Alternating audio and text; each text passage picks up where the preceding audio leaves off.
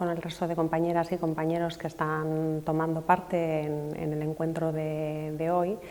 las cuestiones que más me preocupan del momento que estamos viviendo, del contexto en el que estamos, son, bueno, en lo individual diría que cada vez seamos más egoístas, ¿no? Que bueno, pues el discurso del miedo, ¿no?, que está haciendo mucha mella en la población, bueno, pues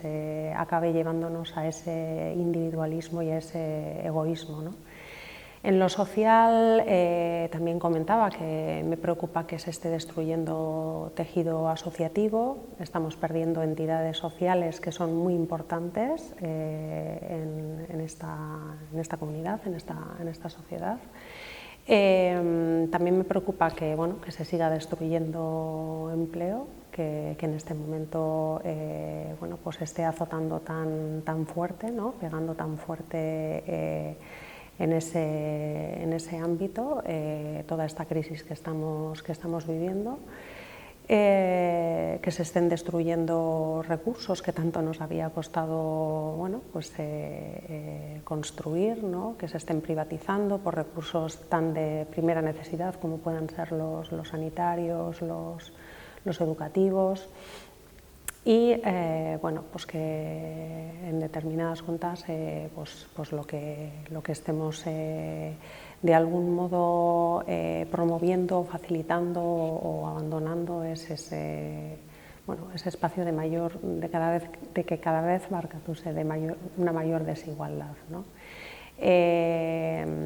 Bueno, y cómo no retroceder en valores y en derechos que tanto nos había costado, bueno, pues, luchar por ellos, ¿no?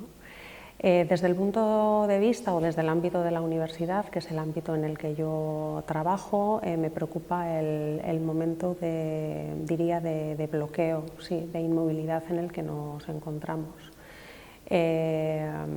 Estamos, bueno, pues muy preocupadas o muy volcadas en atender cuestiones bueno, pues de procedimientos, de protocolos, sí, que debemos guardar en el día a día por cuestiones de seguridad, por cuestiones sanitarias en general, y creo que ahí estamos, bueno, pues perdiendo una valiosísima oportunidad de invertir nuestras energías y nuestros tiempos en cuestiones más productivas y que son de mayor interés para la sociedad en general.